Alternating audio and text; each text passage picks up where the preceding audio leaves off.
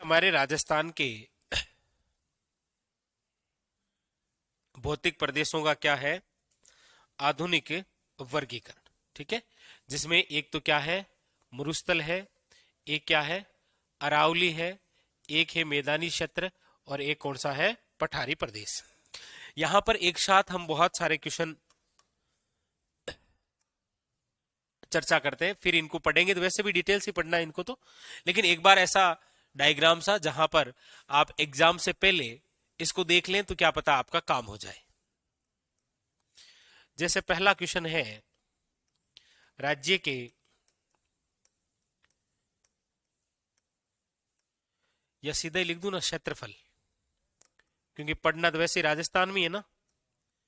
तो पहला ही क्वेश्चन आता है आपके सामने कि राजस्थान के कुल क्षेत्रफल पे कितने प्रतिशत पर क्या है, मरुस्थल। तो आपको याद रखना है कि राजस्थान के 61.11% भाग पर तो क्या है, मरुस्थल है, जो कि एक सबसे बड़ा भाग है। सबसे छोटा जो भाग है वो है आपके सामने पठारी भाग, 6.98%। ठीक है, और अरावली की यदि हम बात करेंगे तो अरावली है राज्य के कुल क्षेत्रफल का 9%, जबकि मैदानी जो भाग है वो राज्य के कुल क्षेत्रफल का कितना है, 23%। टोटल कितना हो गया, 100%।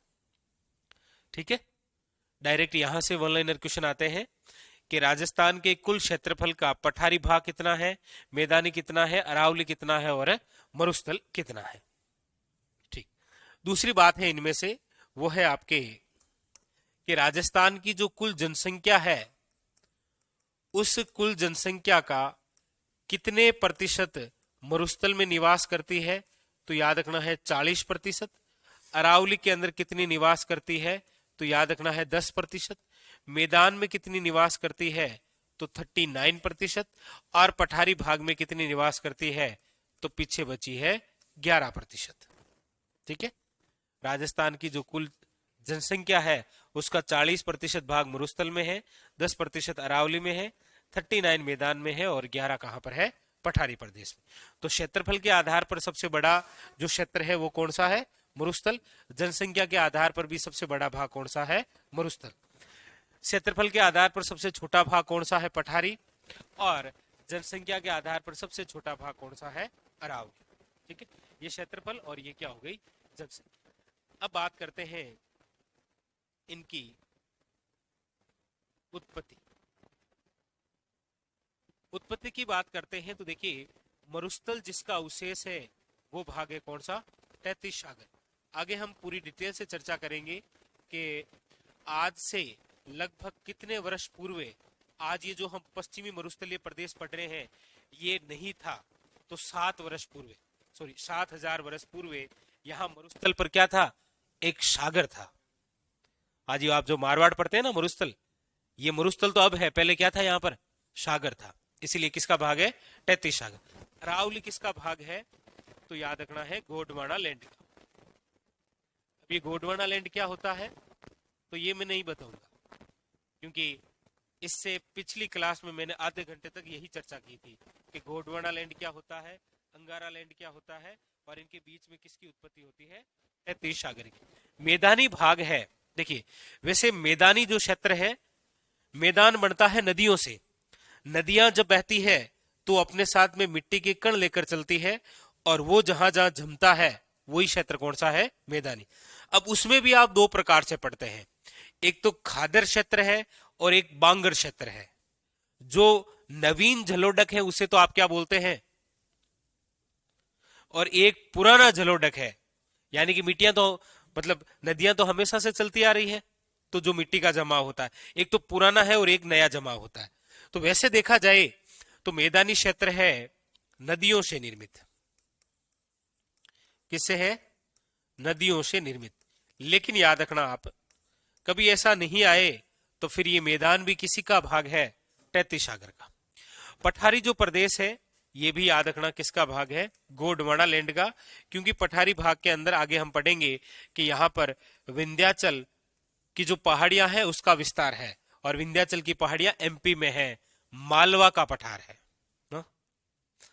अब यदि हम बात करें युग की, कि कौन से युग में कौन से भौतिक प्रदेश की उत्पत्ति हुई है, तो मरुस्थल की हम बात करते हैं तो याद रखिएगा मरुस्थल की जो उत्पत्ति है वो कब हुई है, तो याद रखिएगा वो है आपके सामने उत्तर प्लिस्टोसीन युग में।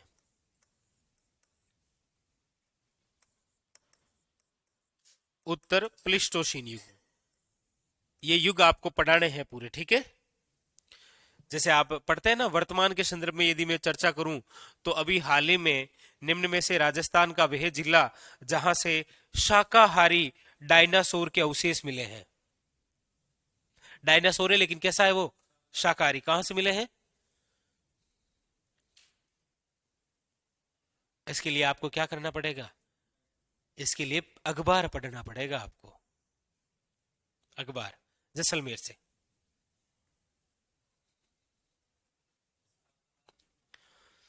हाँ हाँ, अलग अलग होते हैं। एक तो डायनासोर वो होते हैं जो शाकाहारी होते हैं, एक मांसाहारी होते हैं, एक सर्वाहारी होते हैं। हाँ, अरावली की उत्पत्ति तो याद रखिएगा प्री कैम्ब्रियन, प्री कैम्ब्रियन युग में इसकी क्या हुई है, उत्पत्ति। मैदानी क्षेत्र की आप बात करेंगे तो इसकी उत्पत्ति है प्रारंभिक प्लिस्टोसीन। अब देखो यहां पर एक बात, एक तो है नाम प्रारंभिक प्लिस्टोसीन, एक नाम है उत्तर प्लिस्टोसीन। इन दोनों में से पहला कौन सा है, सिंपल सी बात है, प्लिस्टोसीन युग है दोनों ही, लेकिन ये प्रारंभिक है, यानी कि पहले कौन आया है और फिर कौन आया है, मरुस्थल, याद रखना। और पठारी प्रदेश तो याद रखिएगा यह है क्रिटेशियस युग, इसकी उत्पत्ति हुई है क्रिटेशियस युग में। ये तो है इनकी क्या उत्पत्ति। अब इनकी विशेष बात करते हैं जलवायु, कि यहां पर किस प्रकार की क्या जलवायु रही है। देखिए पश्चिमी मरुस्थलीय प्रदेश की हम बात करते हैं तो यहां की जो जलवायु है वह है शुष्क वे अर्धशुष्क, याद रखिएगा शुष्क वे अर्धशुष्क। अरावली की जलवायु की हम बात करते हैं तो वो है आपके, याद रखिएगा उपाद्र, कैसी है, उपाद्र प्रकार की। मैदान में किस प्रकार की है, तो याद रखिएगा वो है आर्द्र। यदि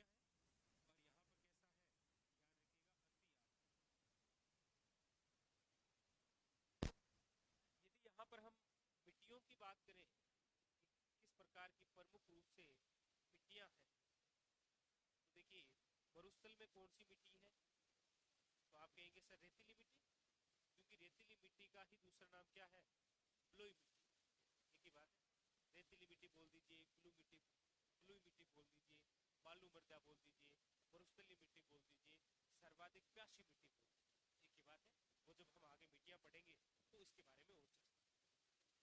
अरावली के अंदर किस प्रकार की मिट्टी है, तो याद रखिएगा पर्वतीय मिट्टी। किस प्रकार की मिट्टी है, पर्वतीय। मैदानी क्षेत्र में किस प्रकार की मिट्टी पाई जाती है, तो याद रखिएगा नदियां हैं, कौन सी मिट्टी होगी, याद रखिएगा जलोढ़, जलोढ़ मृदा। और ये है पठारी भाग, तो यहाँ पर आपको जो मिट्टी मिलेगी वो कौन सी है, याद रखिएगा काली मिट्टी। कौन सी है, काली, उतारी काली मिट्टी, ठीक है।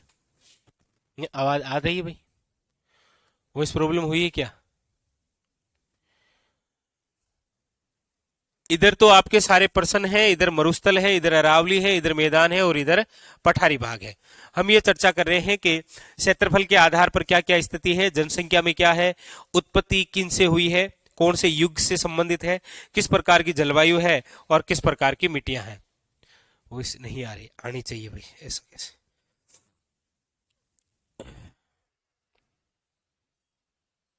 लिखो, आप लिखो तब तक।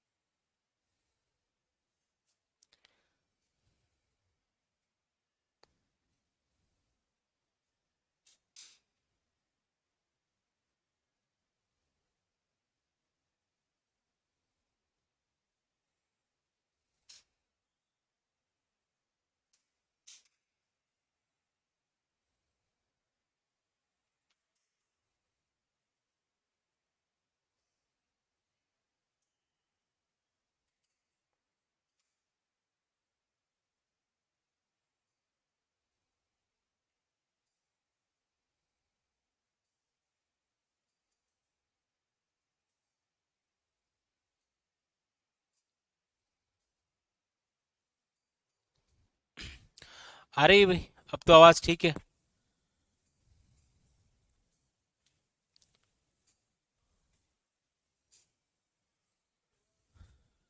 ठीक है। हाँ, आ रही है आवाज। आप अपने आप थोड़ा सा मोबाइल चेक करिएगा।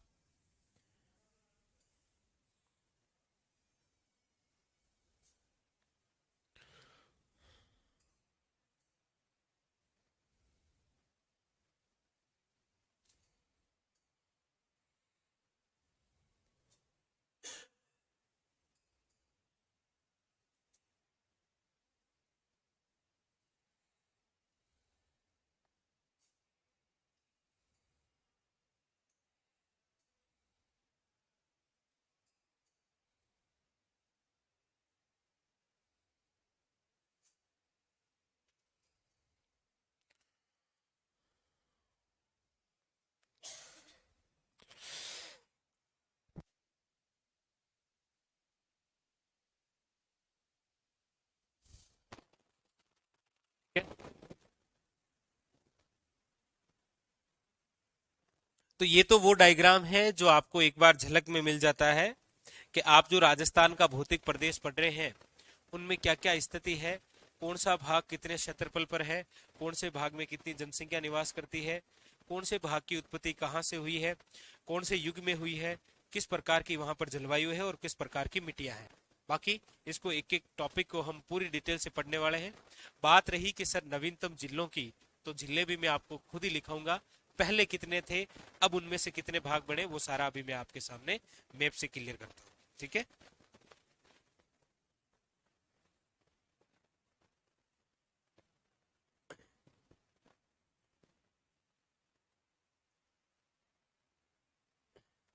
चलिए आगे बढ़े।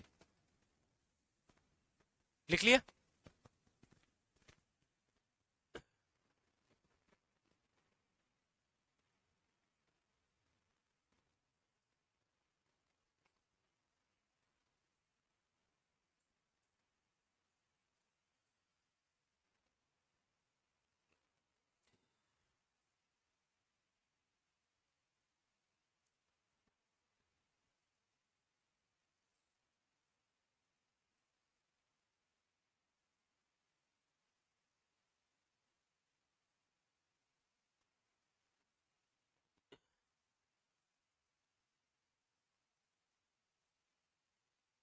तो टोटल कितने प्रकार के क्वेश्चन हो गए यहां से? छह। छह यहां से, छह वहां से, छह वहां और छह वहां। 24 क्वेश्चन है आपके सामने डायरेक्ट। अब यहां से question direct one liner question पूछा जा सकता है, और भी बहुत सारे क्वेश्चन यहां से बन सकते हैं। अब एक तो हम ये पढ़ेंगे कि ये जो चार है, एक बार आरएस 2015 या 18 का पेपर रहा होगा, उसमें ये क्वेश्चन पूछा गया था कि राजस्थान के भौतिक प्रदेशों का क्षेत्रफल के आधार पर आरोही क्रम कौन सा है, या क्षेत्रफल के आधार पर अवरोही क्रम कौन सा है। तो याद रखना है, क्षेत्रफल के आधार पर सबसे बड़ा है मरुस्थल, उसके बाद में आएगा मैदान, फिर अरावली और फिर कौन सा है, पठार। लेकिन एक बार क्वेश्चन पूछा गया था कि राजस्थान के भौतिक प्रदेशों का काल क्रम के अनुसार निर्माण के आधार पर सही क्रम है, यानी कि पहले कौन सा आया, फिर कौन सा आया, फिर कौन सा आया और फिर कौन सा आया। समझे? निर्माण के आधार पर वैसे। ये लिख लिया? तो अब ना आप नोट करिए और लिखिएगा।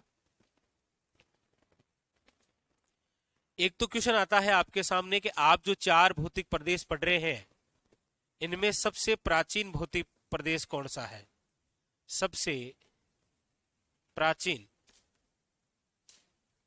तम भौतिक प्रदेश। तो याद रखिएगा, सबसे प्राचीनतम जो भौतिक प्रदेश है वो है आपके अरावली। अरावली जब हम पढ़ेंगे तो वहां पर हम और बहुत सारी चर्चा करेंगे कि अरावली विश्व की सबसे प्राचीनतम पर्वतमाला भी है एक, जो आज वर्तमान के अंदर किस प्रकार से है, वो है आज अवशिष्ट रूप में, यानी कि टूटी फूटी। ठीक है? और एक क्वेश्चन आता है कि सबसे नवीनतम भौतिक प्रदेश कौन सा है, सबसे नवीनतम भौतिक प्रदेश। तो आपको याद रखना है कि सबसे नवीनतम जो भौतिक प्रदेश है वो है आपके कौन सा, याद रखिएगा, मरुस्थलीय। कौन सा है, मरुस्थल। अब हम इनका क्रम लिखेंगे। क्रम लिखेंगे कि राजस्थान के भौतिक प्रदेशों का प्राचीन से नवीन क्रम है या नवीन से प्राचीन क्रम है, ऐसा क्वेश्चन बनता है। राज्य के भौतिक प्रदेशों का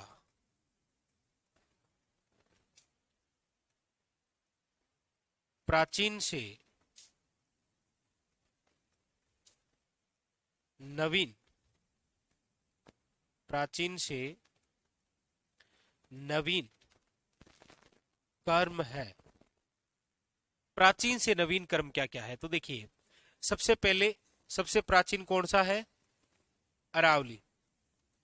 याद रखिएगा, अरावली के बाद में दूसरा जो भौतिक प्रदेश आया है वो है पठारी प्रदेश। याद रखिएगा, पठारी प्रदेश के बाद में वो आया है आपके सामने मैदान, और मैदान के बाद में कौन आया है, मरुस्थल।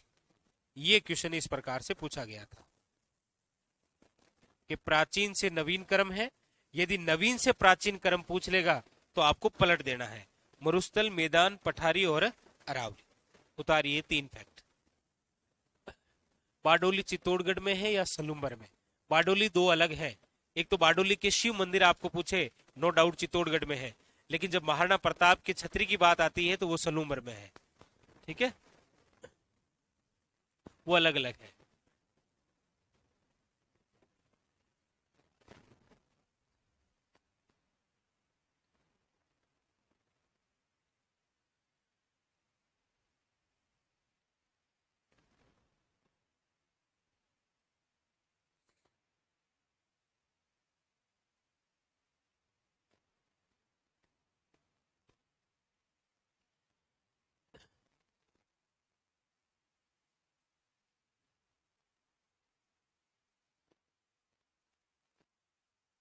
लिख लिए।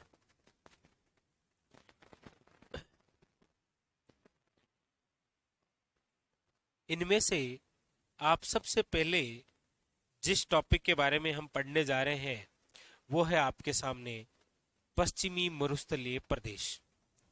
तो 1 नंबर आप हेडिंग करके लगाइए। हम जिस भौतिक प्रदेश के बारे में सबसे पहले पढ़ने जा रहे हैं वो है पश्चिमी मरुस्थलीय प्रदेश।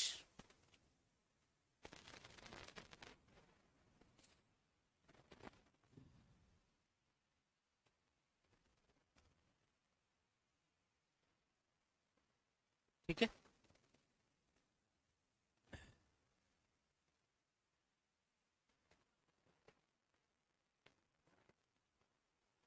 लिख लिए ना। सबसे पहले आप हेडिंग लगा लीजिए, पहला भौतिक प्रदेश हम पढ़ने जा रहे हैं, नाम है आपके पश्चिमी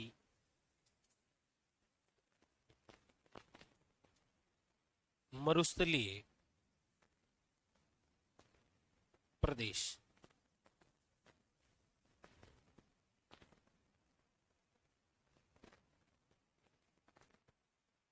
पश्चिमी मरुस्थलीय प्रदेश। देखिए, पश्चिमी मरुस्थलीय प्रदेश की जब हम बात करते हैं तो मैप में यदि इसकी हम लोकेशन देखें तो मैप के अंदर देखिएगा आप,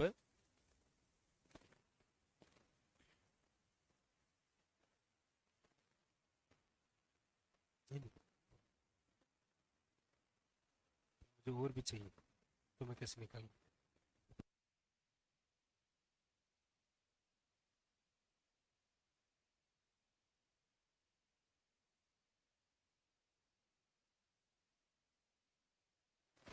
ये देखिए, ये आपके राजस्थान का मैप।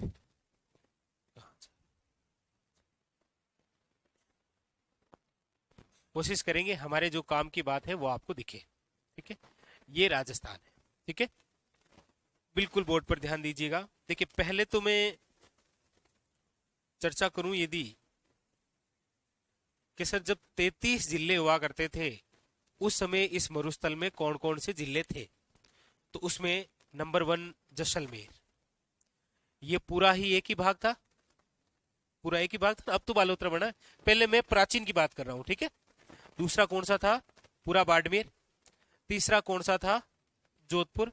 चौथा कौन सा था? बीकानेर। पांचवा कौन सा था? गंगानगर। छठा कौन सा था? सातवां कौन सा था? आठवां कौन सा था? नौवां कौन सा था? दसवां कौन सा था? 11वां कौन सा था? और जालोर कौन सा था? 12वां। यानी कि 50 जिले बनने से पहले जब राजस्थान में 33 जिले थे, उसमें से 12 जिले किसके भाग थे? पहले हुआ करते थे 12 जिले। अब सिंपल सी बात है, जिले बने हैं। अशोक जी ने मरुस्थल को इधर थोड़ी खिसका दिया है, या टरके वर्के लागे इधर से खिसका दिया, ऐसा तो किया नहीं है। मतलब जहां पर ये 12 जिले हैं उसी में से कुछ टूट के बने, तो वो भी इसी में आ जाएंगे। तो अब यही फॉर्मेट हम इधर वापस अपनाते हैं। देखो, जैसलमेर, बीकानेर, अनूपगढ़, गंगानगर, हनुमानगढ़, चूरू, झुंझुनू, नीम का थाना 9 number, 10 number, 11 number, 12 number Phalodi, 13 number Jodhpur ग्रामीण, 14 नंबर जोधपुर। जोधपुर, जोधपुर और जोधपुर ग्रामीण, ठीक है। 14 number, 15 Balotra, number 16 Barmer, number 17, number 18 और नंबर 19। मतलब पहले 12 थे, अब कितने हो गए? 19। बस, बहुत इजी, इतने ही तो है भाई। हमें पहले पता है कि ये थे, अब इनमें से अलग अलग निकले हैं बस। ऐसे डाटा आए नहीं है अभी। ये जो डाटा निकाले ना, ये तो आपने निकाले हैं। वो आपको होना चाहिए राजस्व मंडल में। ये डाटा तो आपने निकाले। ऐसे कोई डाटा किसी भी राजस्थान जीके की सुजस या जो गवर्नमेंट की साइट आती है उस पर जारी नहीं है। ये तो आपने निकाले हैं। इनके नाम लिख लो, इनको राजस्व मंडल को भेज दो कि इनको होना चाहिए कि जो निकाल सकते हैं ऐसे, ठीक है। तो अब कितने जिले हो गए? 19। बस, ये तो बात। लिख लो पहली बात है। हाँ, नहीं अपन से, अपन, मैं मन से कुछ नहीं, आपसे ही बोलूंगा। और आपने तो बोले 19 है। बोले ना, मैंने थोड़ी लिखे मैंने कुछ नहीं कहा, मैंने कुछ बोला ही नहीं। हाँ,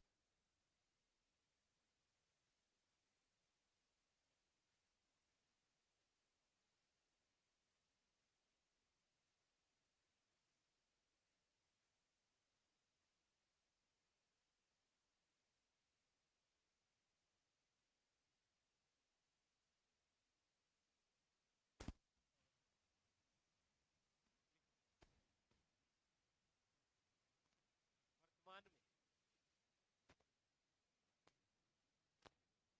वर्तमान में इसमें कितने जिले आते हैं? 19।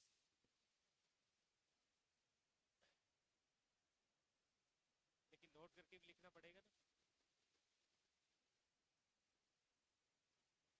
प्राचीन समय ठीक नहीं है। पुराने राजस्थान या पुराने समय लिख लेना, कितने जिले आते थे? 12। ठीक है। अब कितने आते हैं? 19। ठीक है। वॉइस नहीं आ रही है जी इसका।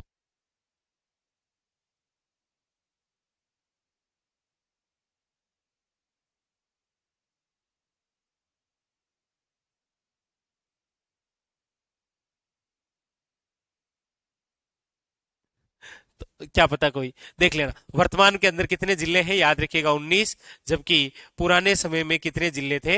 याद रखना है 12। ठीक है। अब दूसरी बात, राज्य के कुल क्षेत्रफल पर, राज्य के कुल क्षेत्रफल में से कितने क्षेत्रफल पर पश्चिमी मरुस्थलीय प्रदेश है? तो यहां 61.11 से काम नहीं चला। एक बार उसने वो आंकड़ा ही पूछ लिया। तो निकालो, निकालो फटाफट। 61.11 का वो ओरिजिनल क्या आता है क्षेत्रफल, निकालो।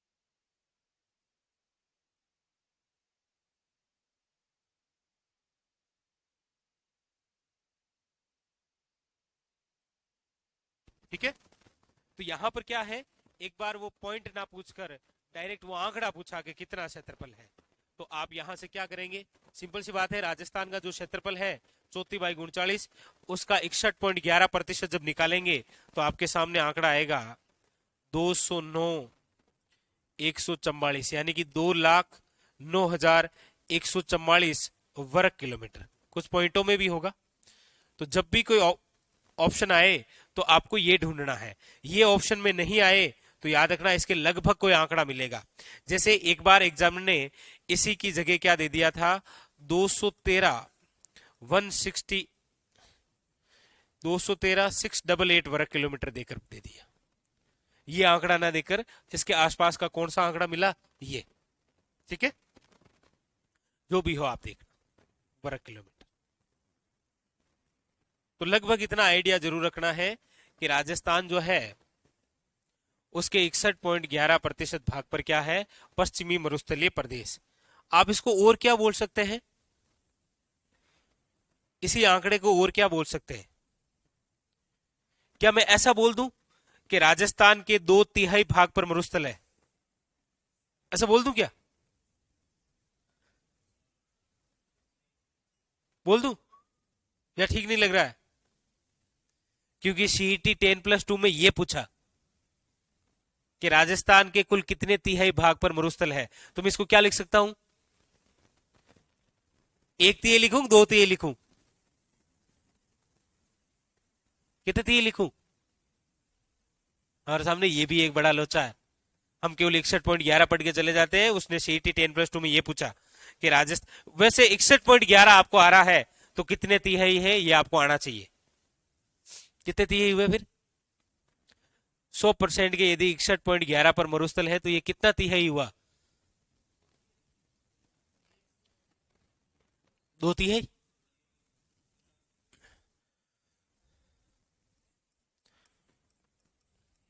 तो याद रखिएगा, राज्य के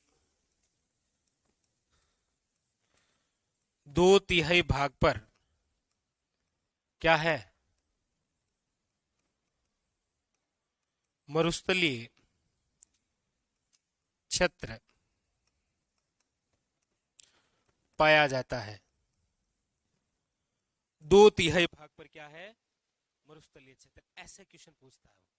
ये पूरा थ्योरेटिकल है, पूरा थ्योरेटिकल चलेगा, जहां वो लाइन लिखूंगा एग्जामिनर वहां से ना पूछ के यहां से पकड़ लेगा वो। हाँ, तो क्षेत्रफल में तीनों बातें याद रखनी, 61.11 इसका पूरा आंकड़ा और 2/3 भाग। अब देखो, अब क्वेश्चन आता है कि राजस्थान के कुल क्षेत्रफल के कितने क्षेत्रफल पर रेतीला भाग है। सुनो सुनो विद्यार्थियों, राजस्थान के कुल क्षेत्रफल के कितने क्षेत्रफल पर रेतीला भाग है। अब ये जो आपको बात लिखी है ना, ये रेतीला नहीं लिखा है मैंने, ये मैंने लिखा है पश्चिमी मरुस्थलीय प्रदेश। यहां केवल बात मरुस्थल की नहीं हो रही है, यहां पर वो राजस्थान के 19 के 19 जिले हैं। अब सिंपल सी बात है, 19 के 19 जिलों में केवल रेत ही थोड़ी है। ये जो 19 के 19 जिले हैं, क्या इनमें केवल रेत ही है? नहीं है। कुछ ऐसे जिले हैं शेखावटी के जहां पर रेत इतनी नहीं है, मतलब फिर वो रेतीला भाग पूछ रहा है तो उसमें वो भाग अलग करना पड़ेगा। जैसे यहाँ फलोदी की बात कर लो या जोधपुर की आप बात कर लो, तो यहाँ पर जैसे पोखरण की बात कर लो, पोखरण आप जाएंगे कभी यहाँ रामदेवरा, तो पोखरण में आपको रेतीला भाग मिलेगा, लेकिन सभी जगह रेतीला नहीं मिलेगा भाई, तो मतलब वो अलग करना पड़ेगा। और यही अलग करके पूछा उसने कि राजस्थान के क्षेत्रफल में कितने भाग पर रेतीला भाग है।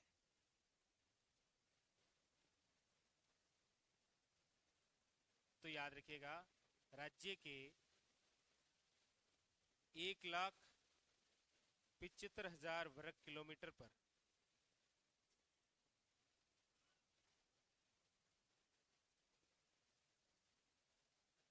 रेतीला भाग विस्तृत है,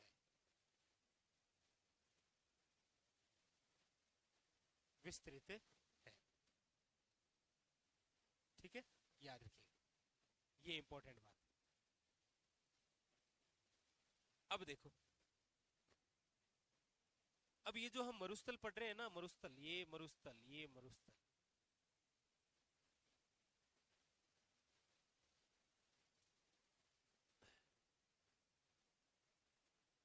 हम ये पढ़ते हैं कि ये जो भाग हम पढ़ रहे हैं राजस्थान में पश्चिमी मरुस्थलीय प्रदेश, यदि मैं एक लाइन लिखूं इसकी कि आज से 7,000 वर्ष पूर्व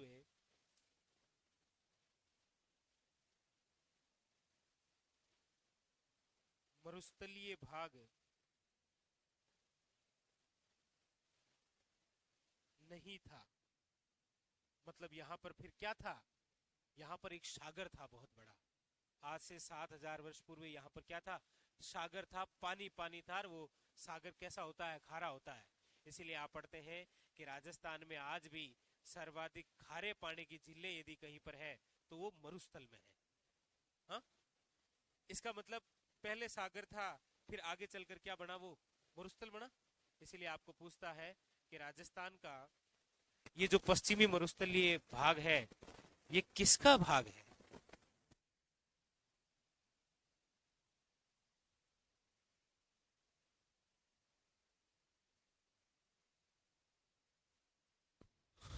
तैतीस सागर का, इस प्रकार से। अब देखो, मरुस्थल की हम बात करते हैं। आज हम जब देखते हैं कि ये जो राजस्थान के जिले हैं, यहां पर क्या है, मरुस्थलीय है। जब जैसलमेर और बीकानेर जैसे क्षेत्रों में मरुस्थल है, तो सिंपल सी बात है, यहां पाकिस्तान में भी मरुस्थल होगा, होगा ना। तो इसका मतलब पहले यदि मैं कहूं बड़े बड़े, तो यहां पर ये क्या था, मरुस्थल, ये पूरा क्या है, मरुस्थल। आज इस मरुस्थल का कुछ भाग कहां है, कुछ भाग कहां है, कुछ भाग कहां है, कुछ भाग कहां है, हरियाणा में।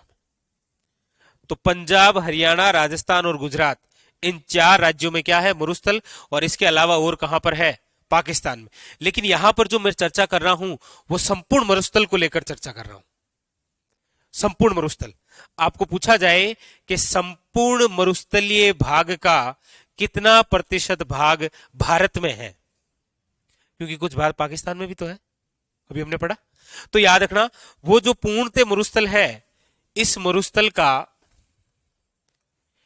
85% भाग कहां है, याद रखिएगा, भारत में। कहां पर है, भारत में। और बाकी जो 15% बचा है ना, 15% भाग, ये कहां पर है, याद रखिएगा, पाकिस्तान में। तो मरुस्थल का 85% भाग कहां पर है, याद रखिएगा, भारत में। जबकि 15% भाग कहां है, पाकिस्तान में। वो जो पाकिस्तान में मरुस्थल है, उसको किस नाम से जाना जाता है, ये क्वेश्चन पूछा था एसएससी के किसी एग्जाम में। याद रखिएगा, पाकिस्तान में उसी मरुस्थल को क्या कहा जाता है, पाकिस्तान में उसी मरुस्थल को कहा जाता है, याद रखिएगा, चोलिस्तान।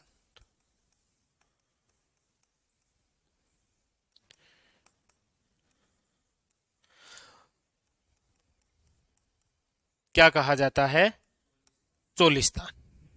मरुस्थल का जो 15% भाग पाकिस्तान में है, उस पाकिस्तान में मरुस्थल को मरुस्थल नहीं कहते, क्या बोलते हैं, चोलिस्तान। जैसे हम मरुस्थल नहीं कहते हैं, तो भारत में इसे क्या कहा जाता है,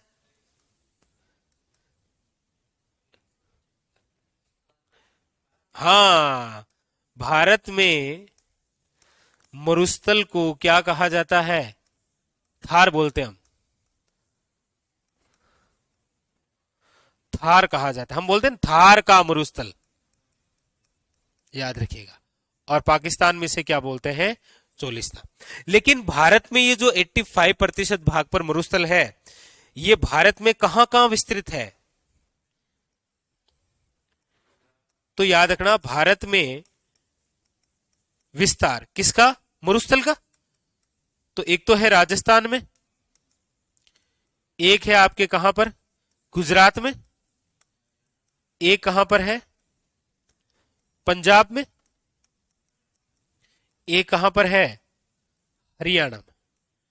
तो इन राज्यों में क्या है? मरुस्थल है। लेकिन क्वेश्चन पूछेगा कि भारत में कुल मरुस्थल के कितना भाग राजस्थान में है? भारत में कितना प्रतिशत मरुस्थल? 85।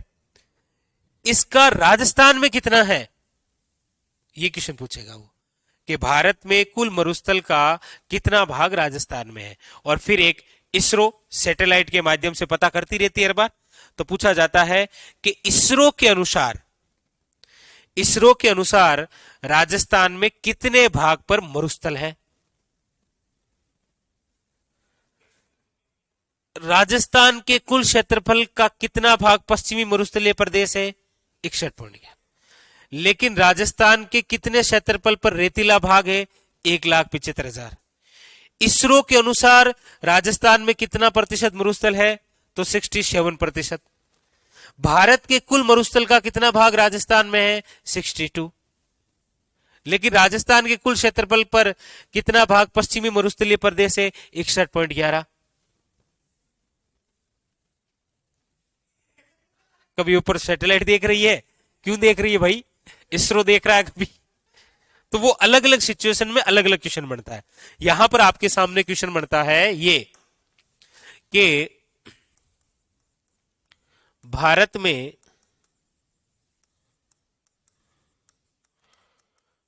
में कुल मरुस्थल का कितना भाग राजस्थान में है? तो आपको याद रखना है 62%। भारत में ये है ना, जो भाई मरुस्थल दो देशों में है, एक भारत में और एक कहां पर है? पाकिस्तान में। तो उस मरुस्थल का 15% पाकिस्तान में है। पाकिस्तान में उसको क्या बोलते हैं? चोलिस्तान। जबकि 85% भाग भारत में है। भारत में उसको क्या बोलते हैं? थार। भारत में मरुस्थल कहां कहां है? राजस्थान, गुजरात, पंजाब और हरियाणा के अंदर। भारत के कुल मरुस्थल का 62% मरुस्थल कहां है? राजस्थान में। ये बात समझ में आई? पक्का आई ना? आज से 2 महीनों के बाद पढ़ोगे तो पता नहीं चलेगा ये 61.11 की जगह सर ने गलती से 62 लिख दिया है, जबकि नहीं लिखा है। मुझसे गलती नहीं हुई है। ठीक है। अब यहां पर एक क्वेश्चन आपके सामने पूछा जाता है। यहां पर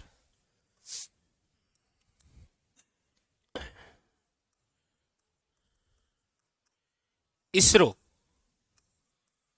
2007 के अनुसार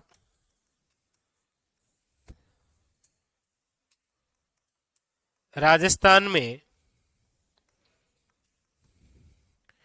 67% भाग पर मरुस्थलीकरण है।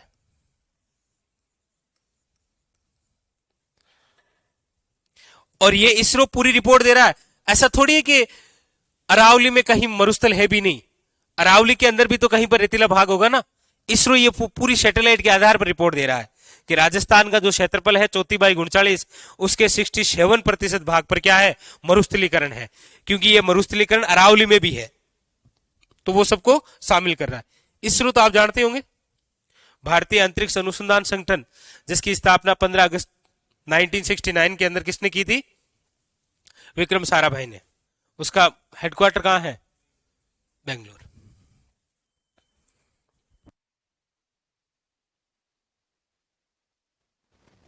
तो ये पूरी बात तो अब तक केवल किसकी हुई है? ये मरुस्थल शब्द का हमने पढ़ा है केवल। ठीक है। तो आप ये लिखिए पहले, फिर मैं कुछ और चर्चा करता हूं। लिखिए।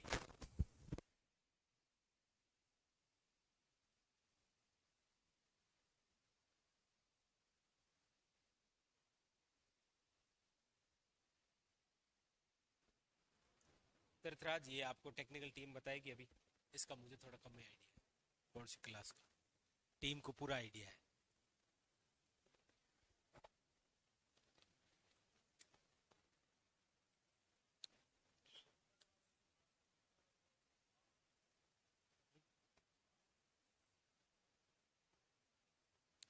भारत में जो कुल मरुस्थल है ना, उसका 62% भाग राजस्थान में। इसरो ये कह रहा है कि राजस्थान का जो कुल क्षेत्रफल है 34/39, इसके 67% भाग पर मरुस्थलीकरण है, इसरो के अनुसार। इसके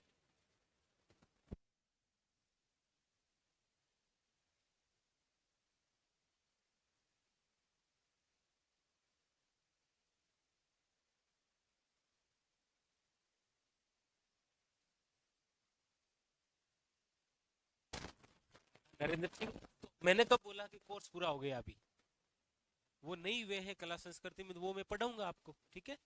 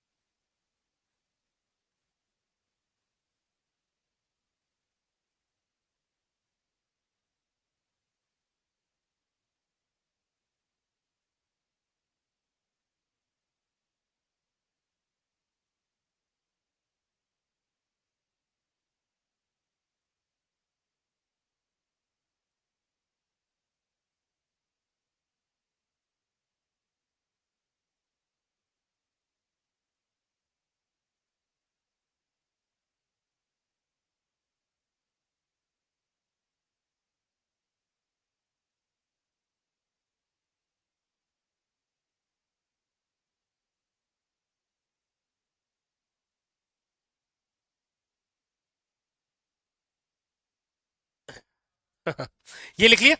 तो यहां पर केवल मरुस्थल की बात हुई है, क्या भाग है, किस प्रकार से है, क्वेश्चन क्या आएगा।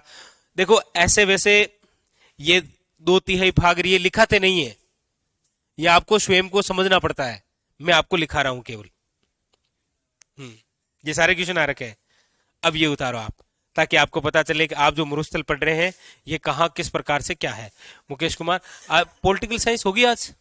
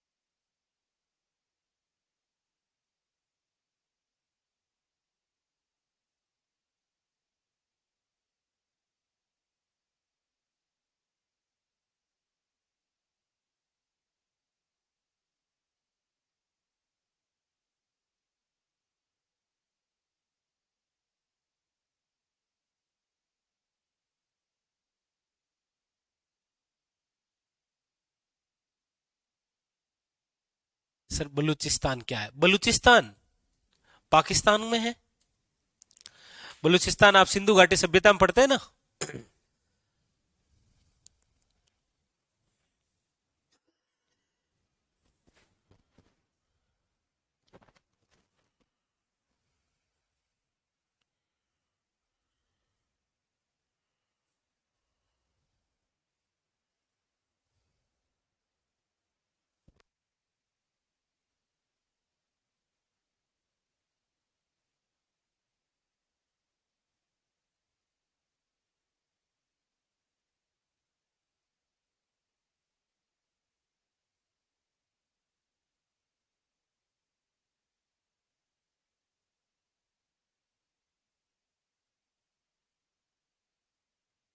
यहां एक शब्द लिख लेना, ये जो मरुस्थल है ये पेलियो आर्केटिक।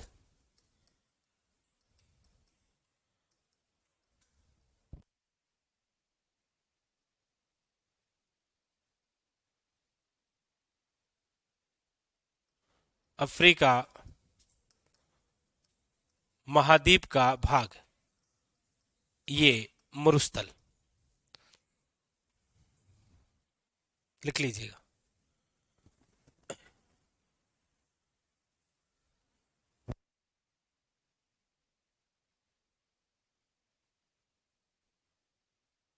हाँ, उस आधार पर है रक्षिता, वो तो उस आधार पर हम पढ़ेंगे, है? सर, भारत के रेड क्लिप का राजस्थान में कितना प्रतिशत है? 32.32%। ठीक है। और राजस्थान की स्थलीय सीमा का कितना प्रतिशत रेड क्लिप है? तो वो है 18.07। ये लिखा है नहीं क्या मैंने? लिखा है कि नहीं लिखाया? कि भारत की जो पूरी रेड क्लिप है उसका 32.32% भाग राजस्थान का रेड क्लिप है। बताया था क्या केवल? फिर हमारी चर्चा हुई क्या?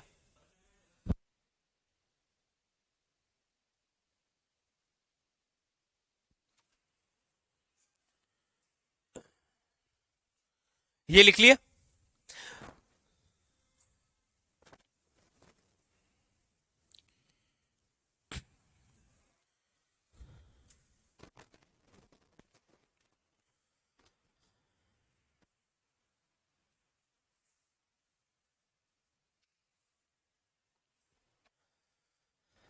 चले आगे।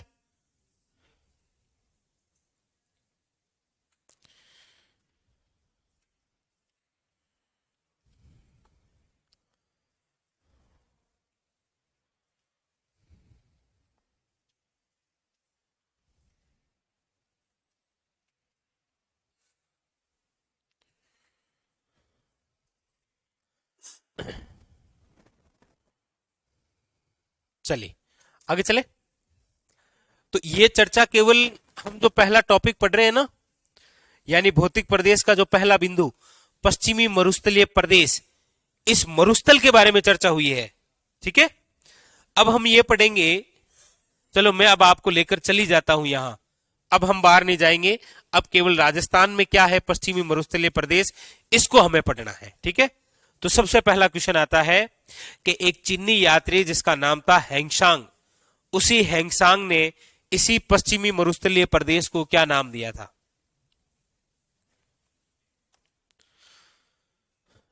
आपने जहां तक लिखा है ना उसके जस्ट आगे नोट करके लिखना है। लिखिएगा। एक तो है चीनी यात्री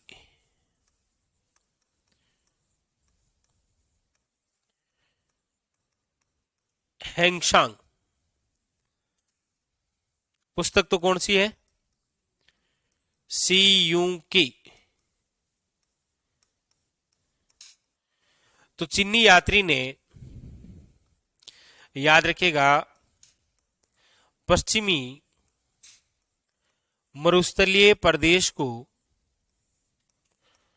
पश्चिमी मरुस्थलीय प्रदेश को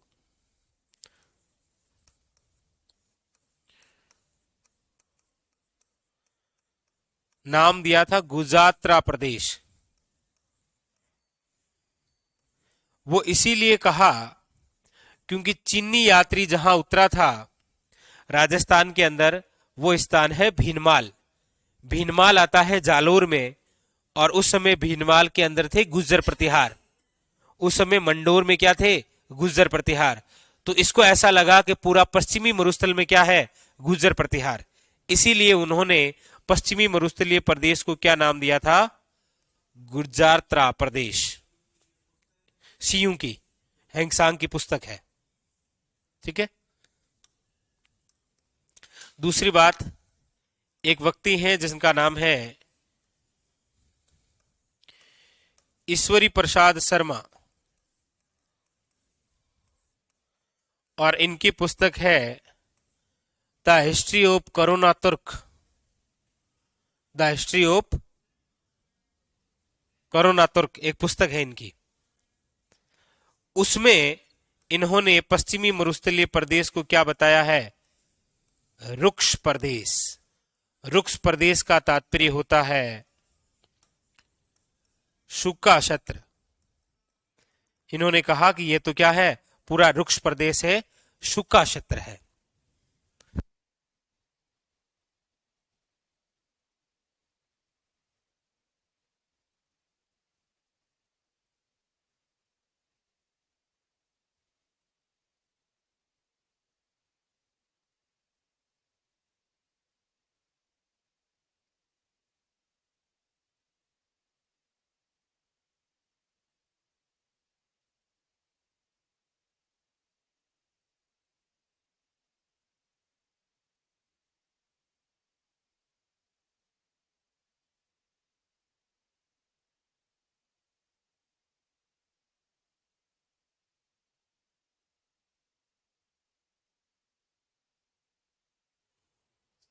ईश्वरी प्रसाद शर्मा जी है ये, और इन्होंने पश्चिमी मरुस्थलीय प्रदेश को कहा है कि ये तो क्या है, रुक्ष प्रदेश है, यानी कि शुष्क क्षेत्र है।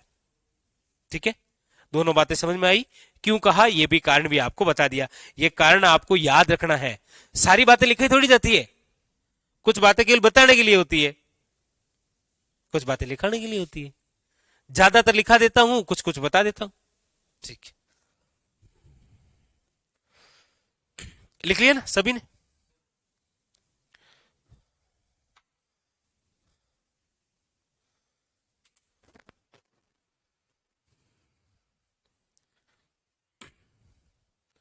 आगे चले। अब देखिए, अब उठेगा आपके साथ तूफान।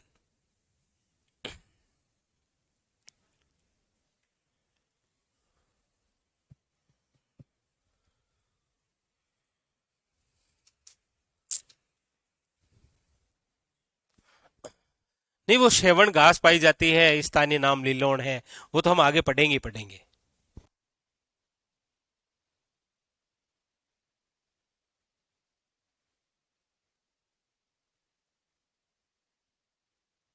अभी तो आगे हम ये भी पढ़ेंगे कि विश्व की सबसे लंबी घास कौन सी है, डंडा, यानी कि बांस।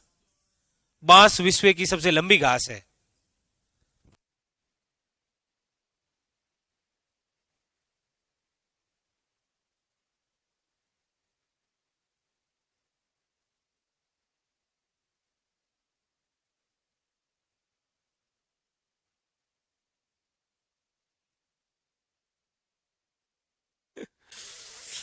चले आगे। अब देखो, अब आ रहा है आपके सामने है? तो अच्छा तूफान, ये भी सही है, पकड़ा तो सही है आपने। देखो, अच्छा थोड़ा रंगीन ले लेते हैं, रंगीन आराम से दिखाई देगा आपको। देखो,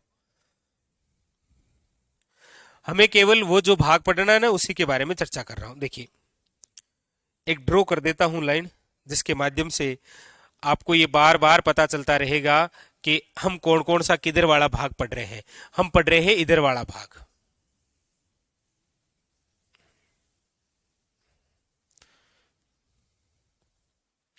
ये भाग। ठीक है, इसके जस्ट ऊपर वाला भाग हम पढ़ रहे हैं बार बार। ये जो बनाया है ना, ये तो अरावली है, इसके ऊपर वाला भाग हम पढ़ रहे हैं, जो कि हमारा क्या है, पश्चिमी मरुस्थलीय प्रदेश। ये पूरा क्या है, पश्चिमी मरुस्थलीय प्रदेश। लेकिन इसी पश्चिमी मरुस्थलीय प्रदेश को याद रखिएगा,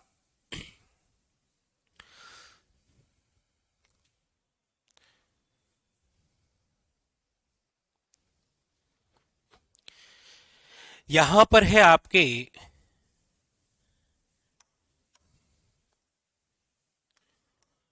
25 सेमी औसत वर्षा, यानी कि इधर वाला जो एरिया है ये पूरा,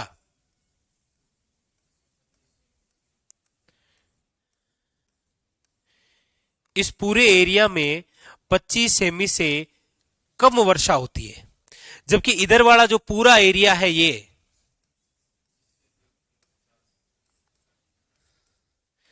यहां पर 25 सेमी से अधिक वर्षा होती है। समझे? इसका मतलब यदि आपको ऐसा पूछा जाए कि राजस्थान में मरुस्थल का विभाजन निम्न में से कौन सी औसत वर्षा करती है? और वहां ऑप्शन में आए 10, 15, 25 और 50। तो याद रखना है ये 25 सेमी औसत वर्षा इस मरुस्थल को दो भागों में बांटती है। इधर वाला जो भाग बड़ा है इसको आप बोलते हैं शुष्कतम मरुस्थलीय प्रदेश, जो इधर वाला भाग है, ठीक है। उधर वाला जो भाग है ये बना है अर्ध शुष्कतम मरुस्थलीय प्रदेश, अर्ध शुष्कतम मरुस्थलीय प्रदेश, ठीक है। हो गए दो भाग। तो एक क्वेश्चन तैयार हो गया हमारे लिए, कौन सा? आपके लिए तो अच्छी खबर हुई। आपके लिए खबर ये हुई कैसे, जैसे देखिए डायग्राम कि मरुस्थल का विभाजन कौन सी समवर्षा रेखा करती है? तो आप कहेंगे 25 सेमी, 25 सेमी औसत जो वर्षा है, ये औसत वर्षा मरुस्थल का दो भागों में विभाजन करती है। दो भाग कौन कौन से बने? तो आपको याद रखना है कि एक भाग तो हमारे सामने आया शुष्कतम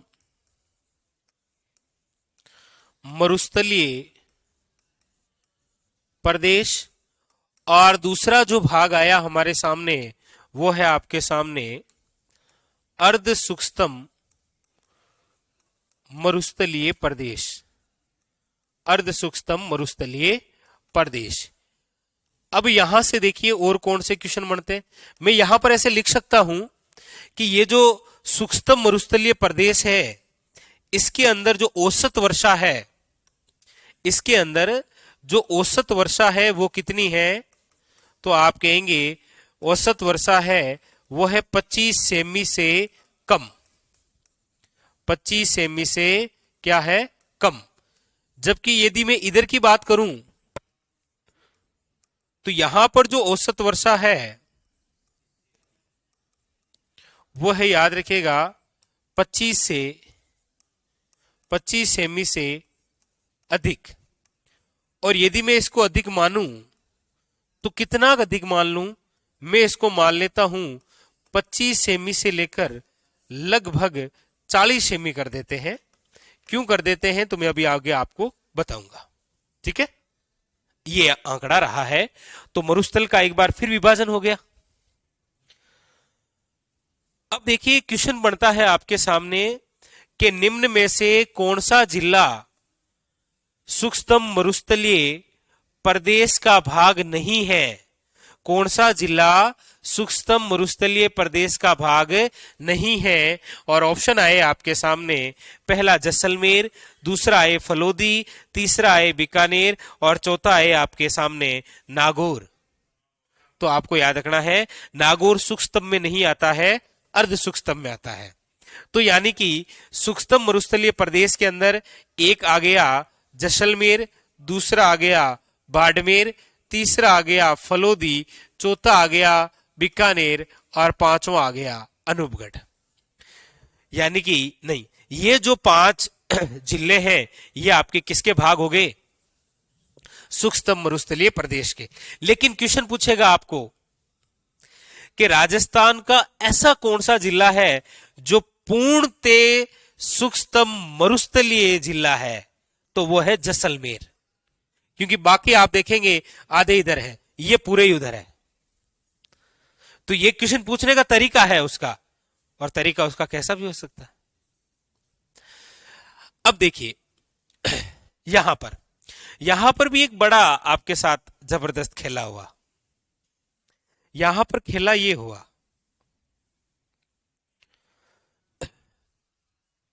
यहां पर ये कुछ भाग है,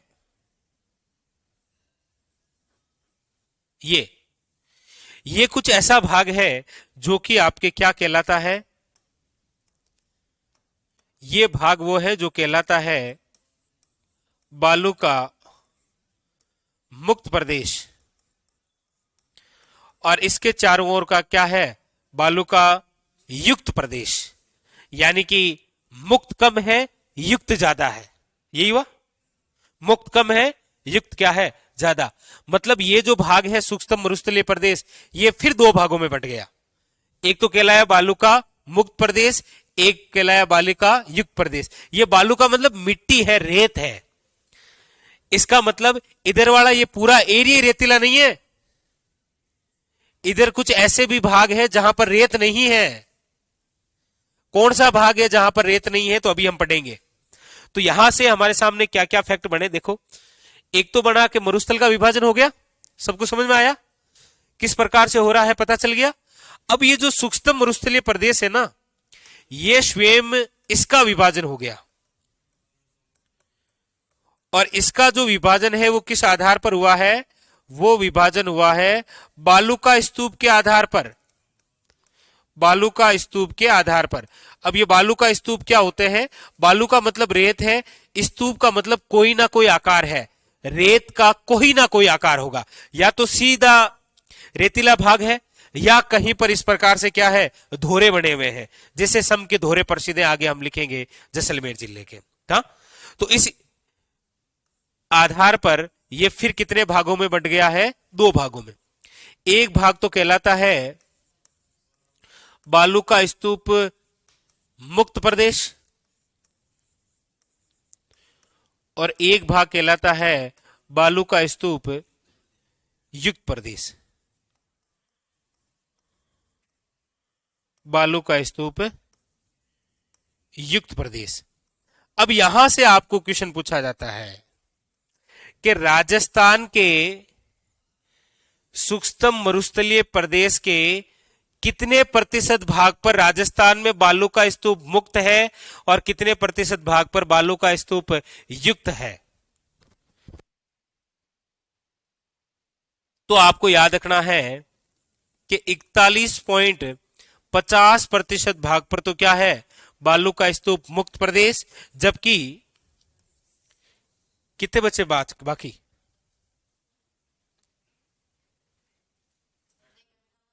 अड़चास कैसे बच गए, 41 ये पीछे 48 बचे, 58.50।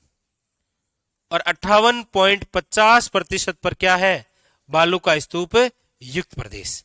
और ये क्वेश्चन सीईटी के पेपरों में डायरेक्ट आए थे कि राजस्थान में बालू का स्तूप युक्त प्रदेश 58.50। इधर से ये, उधर से वो वो लिख लो ये।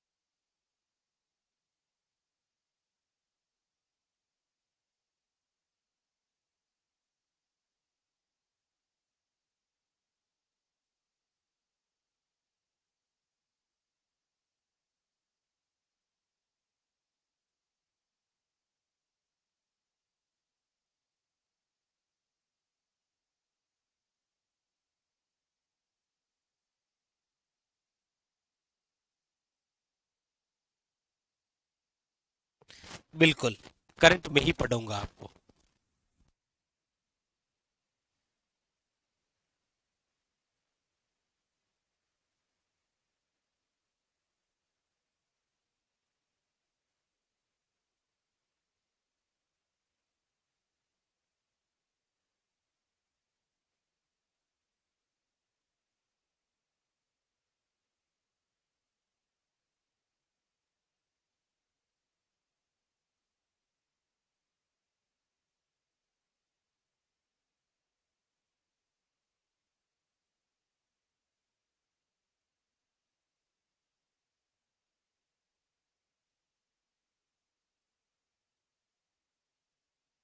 राजस्थान का विभाजन कौन सी समरेखा करती है? ये 50 है।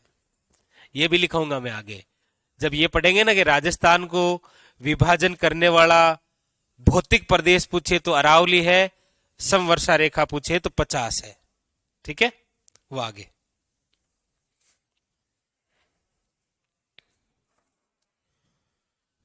ठीक है, लिख लिया।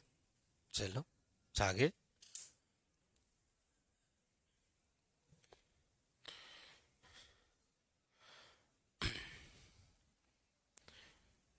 ऐसे एक क्वेश्चन पूछने की इच्छा हो रही है मेरी, पूछ लूं क्या? पूछ लूं? चलो, तो ईमानदारी से जवाब देना है, ठीक है? आराम से सोचना है आप सबको। ये क्वेश्चन मैं आपको इसीलिए पूछ रहा हूं कि मैंने एक बार बार कमेंट आ रहा है कि सर डायग्राम से अच्छा समझ में आया, तो सबसे पहले आपको आंसर देना है। इनका नाम नोट करना। क्वेश्चन है आपके सामने,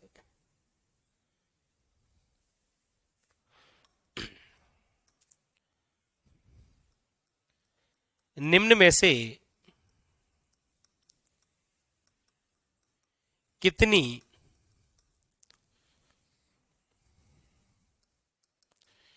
समरेखा वर्षा में बरखा नामक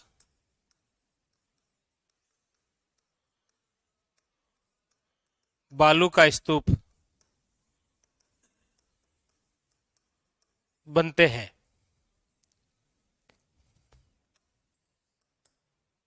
तो पहला ऑप्शन है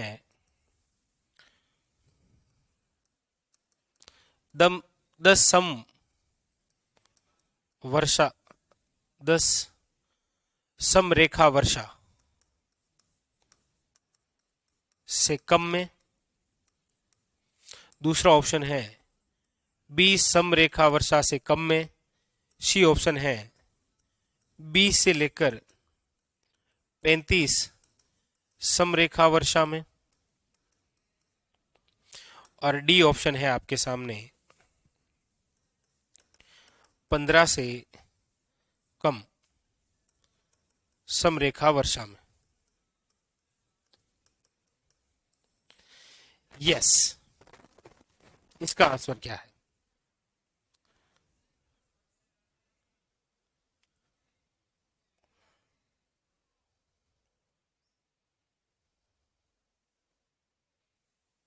यस, बिल्कुल सचिन, गुड नाइट।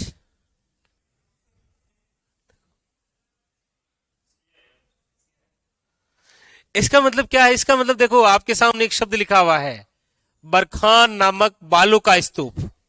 कौन सा है? बरखा नामक एक बालू का स्तूप है। आप जब इस मैप को देखेंगे तो आप देखेंगे कि बरखान मुक्त जो प्रदेश है वो तो है ही, इसके इधर भी कौन सा है? बालू का युक्त प्रदेश है। और युक्त प्रदेश बरखान एक क्या है? बालू का स्तूप है। हाँ, बालू का स्तूप है, मतलब बालू का स्तूप युक्त का भाग है। वो युक्त का भाग है, मतलब वो 20 संवर्षा रेखा से क्या है? अधिक ही है। और आप पढ़ेंगे कि आजकल के जो बरखान बनते हैं वो जाकर यहां से यहां बनते हैं। कहां पर? शेखावटी में।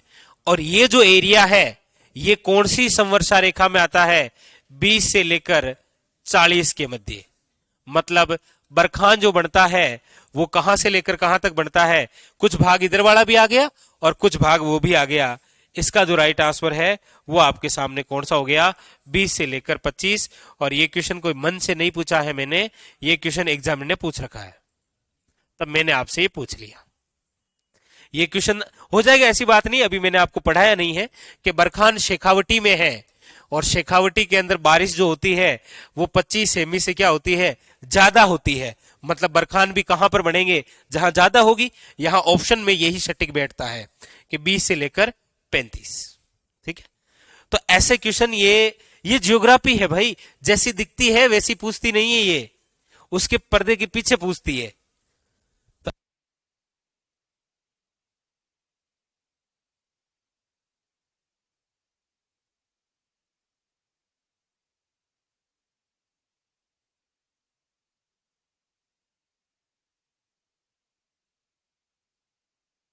ठीक है, तो इसमें से आप हेडिंग लगाओ सबसे पहले, बालू का स्तूप मुक्त प्रदेश।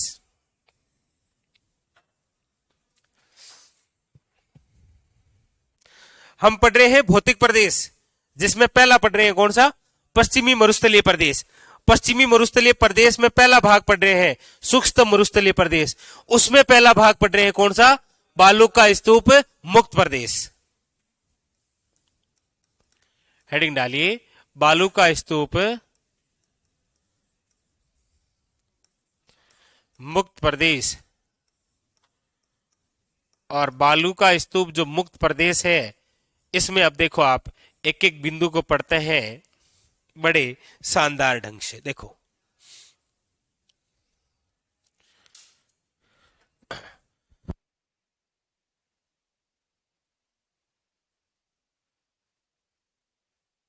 ठीक है, यहां हम पढ़ रहे हैं कौन सा, बालू का स्तूप मुक्त प्रदेश।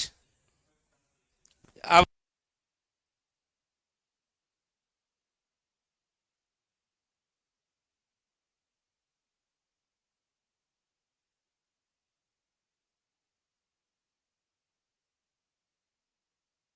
दुविधा है, बालू का स्तूप मुक्त प्रदेश। अब देखिए इसको आराम से, इसके अंदर हम पॉइंट बना के एक एक बिंदु को लिखेंगे। ठीक है, बालू का स्तूप मुक्त प्रदेश में मैं आपको क्या क्या लिखाने वाला हूं, उसमें पहला पॉइंट आप बोर्ड पर देखिएगा, उसमें पहला पॉइंट पढ़ाने वाला हूं हम्मादा। क्या पढ़ाने वाला हूं, जियोग्राफी है, ऐसे ही शब्द आएंगे, फिर हमें निकालना पड़ेगा कि इस शब्द का अर्थ क्या है। यही भौतिक प्रदेश, यही जियोग्राफी कहती है। ठीक है, देखो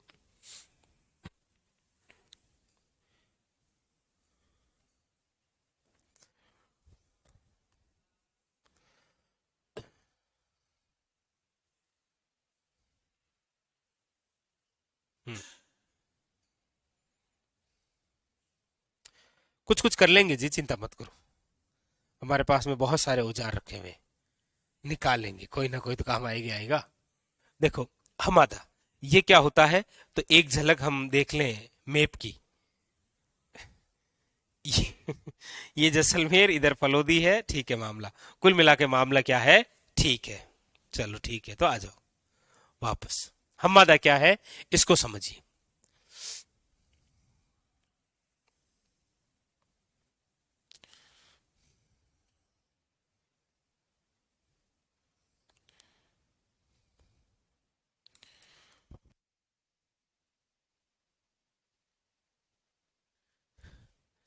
तीन स्थान है, कौन कौन से, देखो एक तो स्थान है पोकरण, एक तो स्थान कौन सा है, पोकरण। एक स्थान है फलोदी, एक स्थान है बालोतरा। पहले हम ऐसा लिखते थे बालोतरा बाड़मेर में है, फलोदी जोधपुर में है, अब कोई लफड़ा नहीं है, सब अपनी जगह है। ठीक है, तीन स्थान लिखे हैं आपके सामने, पोकरण, फलोदी और बालोतरा। इन तीनों स्थानों के बीच में पाया जाता है चट्टानी मरुस्थल, उसी चट्टानी मरुस्थल को बोलते हैं हम्मादा। पूछे आपको कि हम्मादा क्या है, तो क्या है हम्मादा? तो आपको याद रखना है कि जो चट्टानी मरुस्थल है उसे क्या बोलते हैं?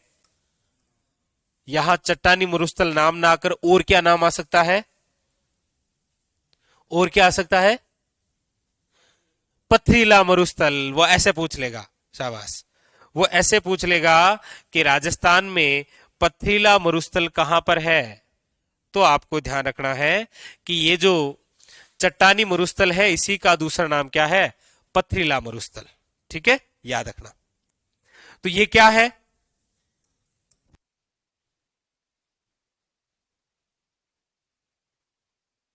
पोखरण, फलोदी और बालोतरा के मध्य पाया जाता है चट्टानी मरुस्थल। उसी चट्टानी मरुस्थल को क्या बोलते हैं जियोग्राफी के अंदर? हम्मादा। यहां पर क्या है? चट्टानी मरुस्थल। अब सिंपल सी बात है, जब यहां चट्टानी मरुस्थल है तो सिंपल सी बात है गर्मियों में यहां का तापमान कुछ ज्यादा रहता होगा। इसीलिए सरकार द्वारा यहीं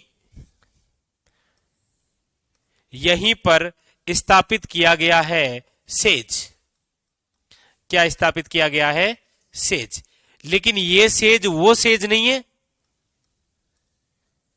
वो एक सेज और है हमारे, वो है S.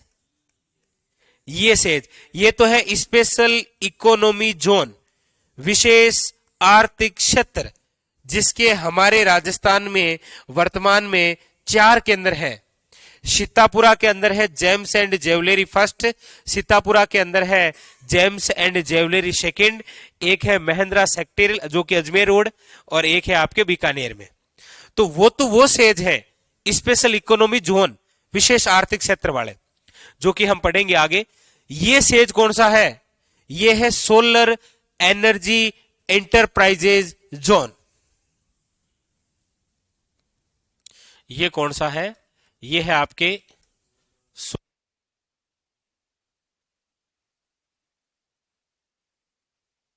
Solar energy enterprises zone. बिल्कुल, शाबाश। इसी प्रकार से आपको याद रखना है, एंटरप्राइजेज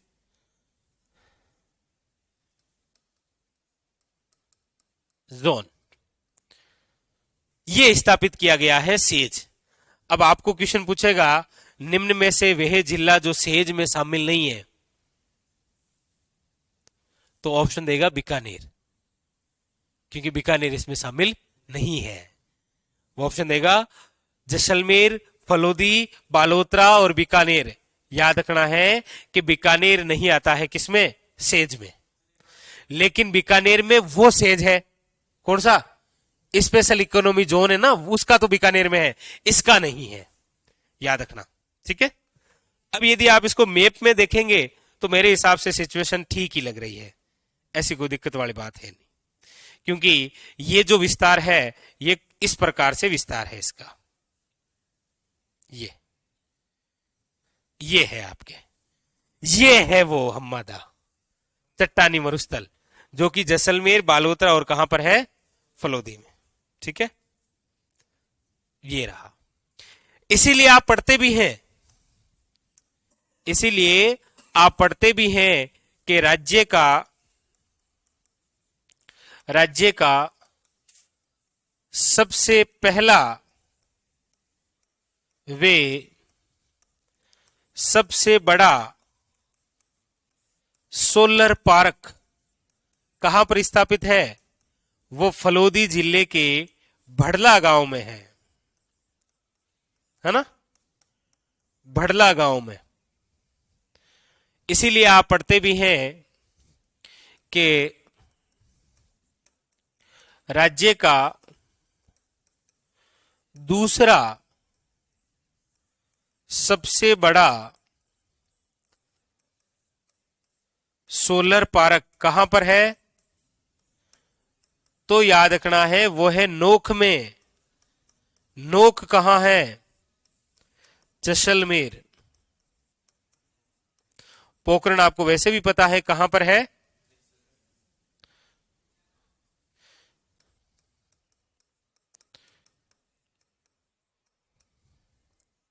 ये मैंने आपको लिखा दिया। और यदि सौर ऊर्जा में हम बात करते हैं तो हमारा राज्य पूरे देश के लिए मॉडल है, क्योंकि पूरे देश में सर्वाधिक यदि सौर ऊर्जा का कहीं उत्पादन होता है तो वो राजस्थान अकेला करता है। और देश का एकमात्र ऐसा राज्य है राजस्थान जिसमें 10 गीगावाट से अधिक सौर ऊर्जा उत्पादन की जाती है। राजस्थान में दिसंबर 2022 की रिपोर्ट यह है कि 16,060 मेगावाट उत्पादन करती है ये सौर ऊर्जा विद्युत।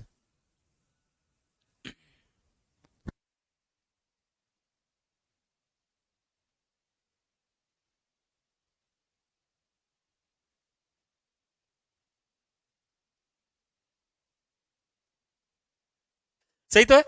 अब देखो, इसी क्वेश्चन को उठा के आपको कहां रखता है ये, यही क्वेश्चन उठा के डायरेक्ट टच करता है भौतिक प्रदेश से, और आपको पूछा जाता है कि विश्व का वह मरुस्थल जिसे वर्ल्ड पावर हाउस कहा जाता है, विश्व शक्ति गृह कहा जाता है, तो वो मरुस्थल को कहा जाता है।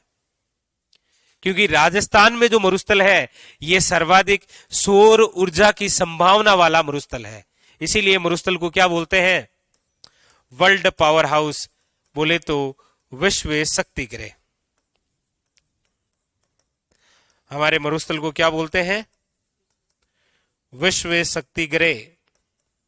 क्यों बोलते हैं, तो आपके सामने ये रहा एग्जाम्पल, क्योंकि मरुस्थल में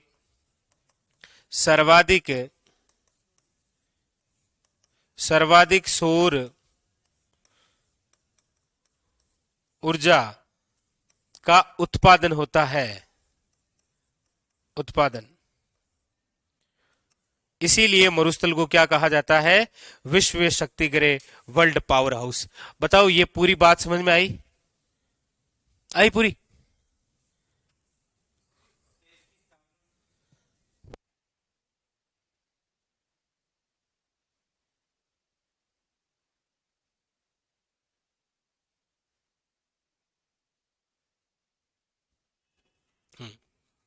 बस ये लिखिए, तो आपको पता चल गया है कि आप जो टेंशन ले रहे थे हम्मादा की, भाई कुछ है ही नहीं ना इसमें, तो उतारिए, उतारो।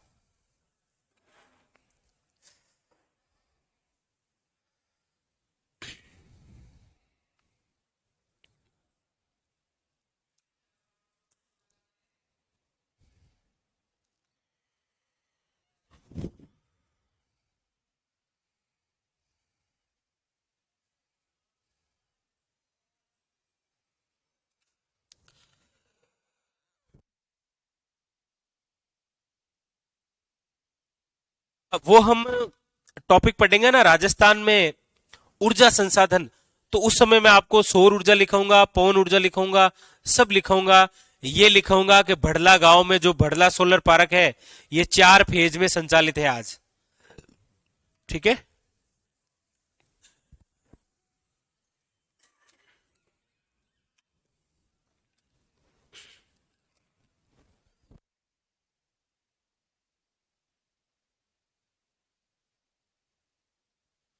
हाँ, बड़े बड़े पंखे ये सब लिखेंगे। ठीक है।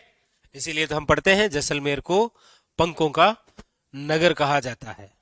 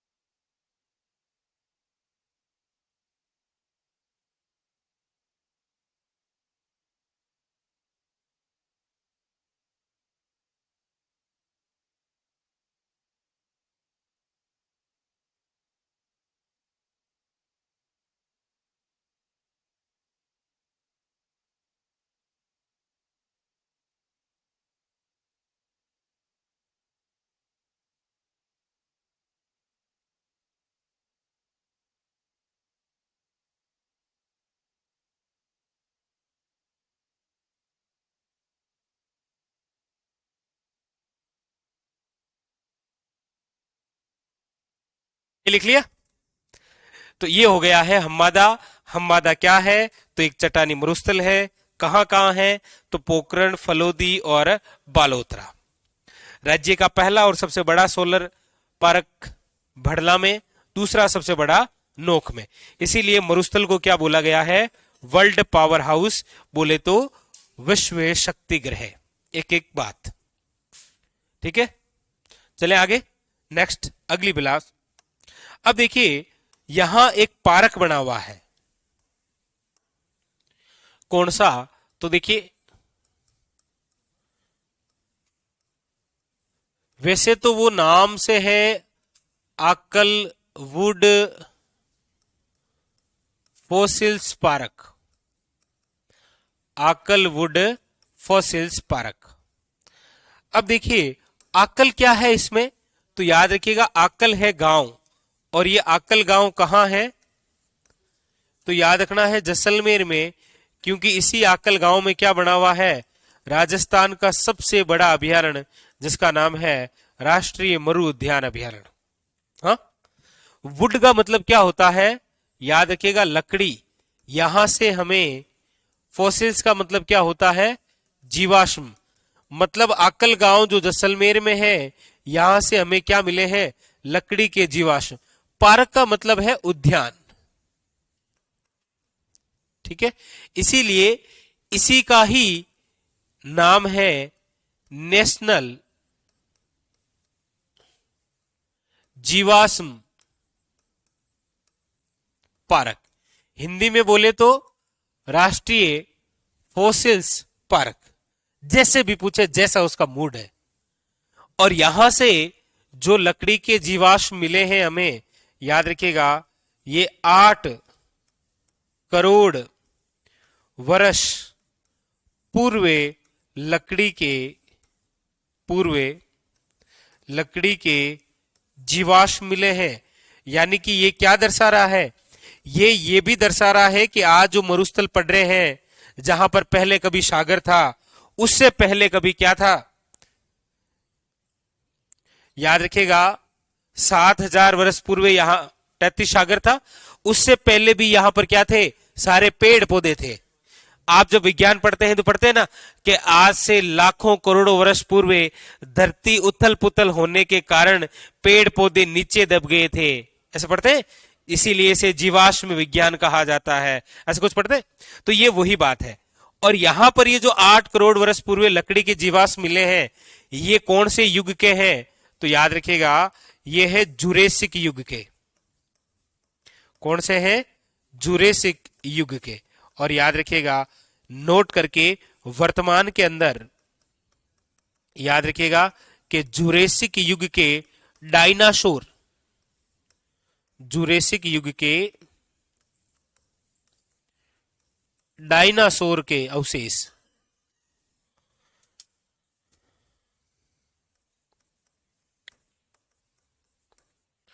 डायनासोर के अवशेष कहां से मिले हैं? तो याद रखिएगा, जैसलमेर से।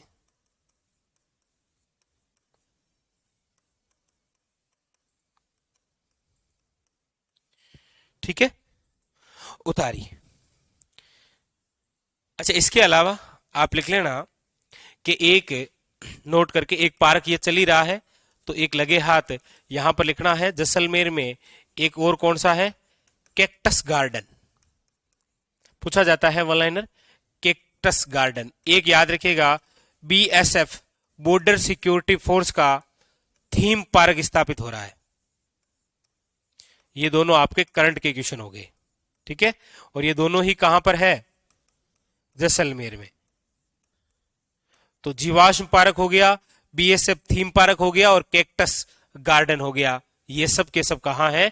जैसलमेर में। उतारी।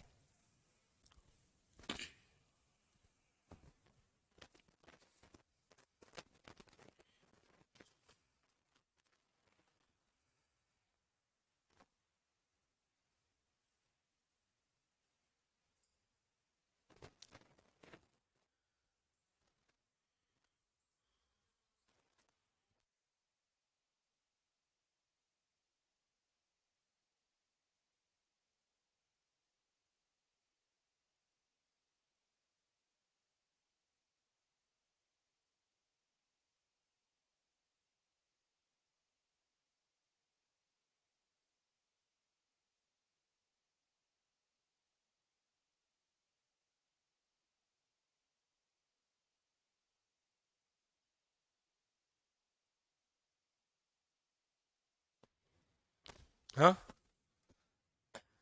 चलो दिल खुश, अच्छी बात है।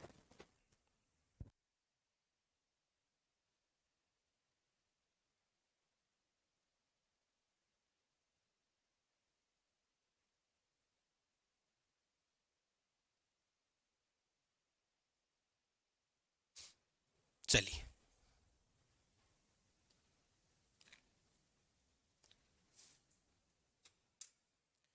सर फलूदी के नीचे की लाइन एक बार कौन सी है भाई? राज्य का सबसे पहला वे सबसे बड़ा नहीं लिखा क्या? आपने बोला नहीं फिर? नहीं नहीं, वैसे बोला तो था मैंने, बट मैंने लिखा नहीं था।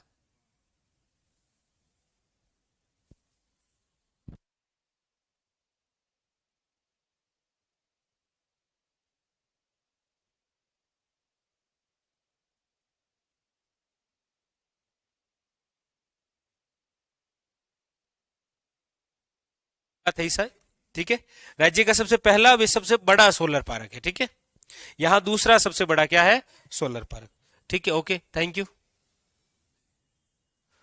मोनू कुमार मीणा, ओके। ये लिखिए।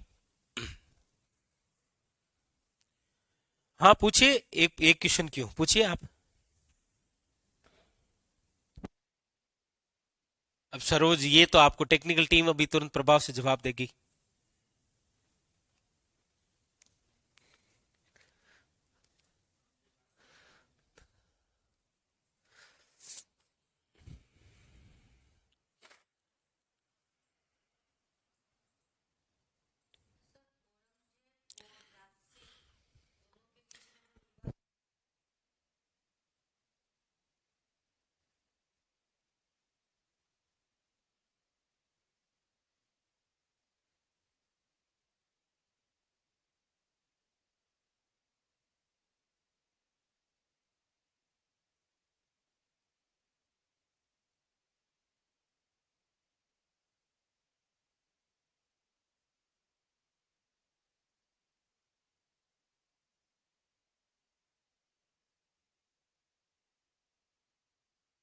लिख लिया?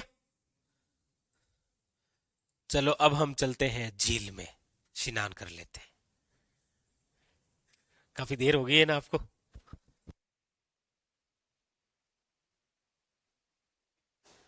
हाँ ठीक है। अब यहाँ ज्योग्राफी की 3 शब्दावली लिख रहा हूं मैं आपके सामने। जुरेसिक युग मैं पूरा पढ़ाऊंगा बलवंत सुमन। अब जैसे आप मुझसे पूछेंगे कि सर 2024 के बारे में मुझे कुछ बताइए, ऐसे ही जुरेसिक युग है, ठीक है। 2024 बताने का मतलब क्या है? मुझे ईस्वी में जाना पड़ेगा, ईस्वी से पहले मुझे बीसी में जाना पड़ेगा।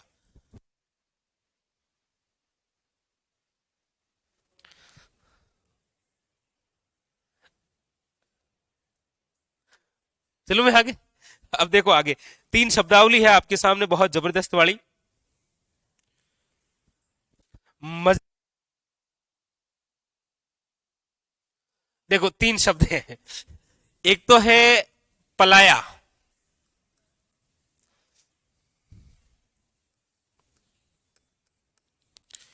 एक तो शब्द है कौन सा? पलाया। एक शब्द है बालशन, एक शब्द है बजादा। ये सब एक दूसरे पर निर्भर है। देखो पलाया क्या होती है, सबसे पहले तो ये बात, पलाया होती है, याद रखिएगा, अस्थायी झील। क्या होती है? अस्थायी झील का मतलब, इसका मतलब कहीं ना कहीं ये पलाया झील स्थायी नहीं है। ये अस्थायी झील का तात्पर्य ये बताती है कि जब वर्षा होती है तब तो ये झील बन जाती है, वरना नहीं है। इसका मतलब ये ना भाई, जैसे हमारे राजस्थान में स्थायी झील कौन सी है? जो स्थायी झील होती है उसे आप क्या बोलते हैं? टाड या टाट। और आपको पता है टाट स्थायी होती है, एक बार आ गई तो आ गई।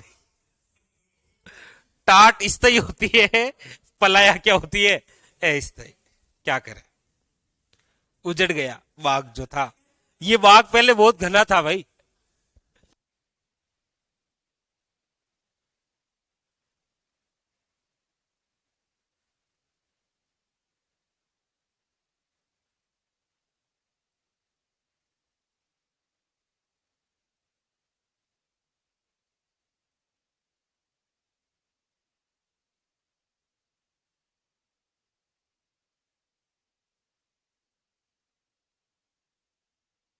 तो स्थायी झील होती है उसे टाट बोलते हैं। अस्थायी झील क्या कहलाती है? पलाया। अस्थायी झील का मतलब है पलाया वह झील है जो वर्षा ऋतु में बनती है। आपको एग्जामिनर पूछेगा वर्षा ऋतु में निर्मित अस्थायी झील क्या कहलाती है? पलाया झील। और ये पलाया झील सर्वाधिक यदि किसी जिले में है तो वो जिला है जैसलमेर। ठीक है। अब देखो जैसे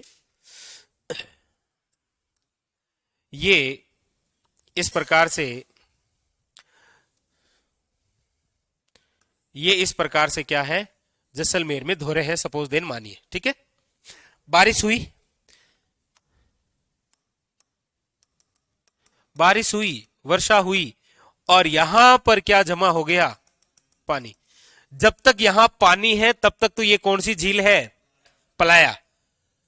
पानी सोखने के बाद में जो दलदली भूमि बचती है उसे क्या बोलते हैं? बालसन। भाई पानी है तब तक तो पलाया, पानी चला गया तो पीछे क्या बची? दलदली भूमि, उसे क्या बोलते हैं? बालसन। जब ये दलदली भूमि भी सोख जाएगी तो पीछे क्या बचेगा? कंकड़ वे पत्थर छोटे छोटे। आप देखेंगे कि घर के आसपास में कोई खड्डा है, यदि वो पानी से भरा है, पानी जैसे जैसे सोखेगा तो वो दलदली भूमि होगी और दलदली भूमि सोखने के बाद में वहां पर बजरी जैसे कण मिलेंगे आपको, छोटे छोटे कण। तो बजादा क्या हो गया फिर? कंकड़ पत्थर। वो क्या कहलाता है? यहां पर मैं ऐसे कह सकता हूं, देखो पलाया सूखने के बाद क्या कहलाता है? बालसन। क्योंकि पानी सो गया, पीछे क्या बची? दलदली भूमि। बालसन सूखने के बाद क्या कहलाता है? बजादा। सही लिखा है मैंने। अब इन मारवाड़ी में समझो नहीं तो आहे पानी है जड़ते तो झील है, पानी सोकिया बस कादो जुको बचे वो बालसन है, और कादो ही सोख जावे बिंग बाद में सबकी बजरी बच्चे बाकाई है बजादा। ये है आपके क्या है? पलाया, बालसन और बजादा। ये पानी है, ये कादा है और ये बजरी है। ठीक है। कंप्लीट उतारो। हाँ, ये उतार लो आप। और उधर टाट सोख जाए तो? अरे सुनो एक बार, ये तो चलो पलाया सूखी है तो बालसन बना। उधर वो जो स्थायी झील है टाट, ये सोखने के बाद में क्या बन जाती है? पूरा रन, मैदान। कुछ नहीं बचता है। जैसे प्रदीप के अभी कुछ नहीं बचा है, पर फिर भी चलो आपके बारिश होगी तो गन्ने हो जाएंगे।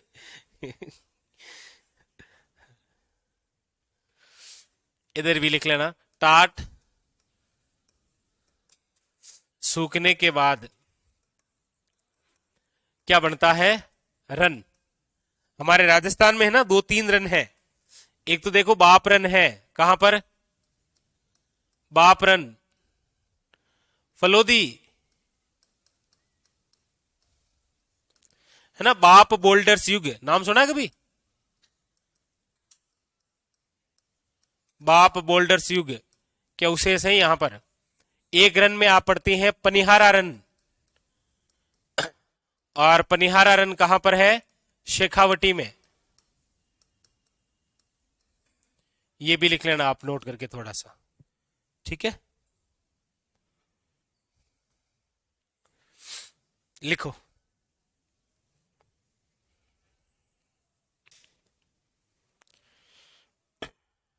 ये लिखिए आराम से, और कल आते ही आपको हेडपंप उखाड़ेंगे हम।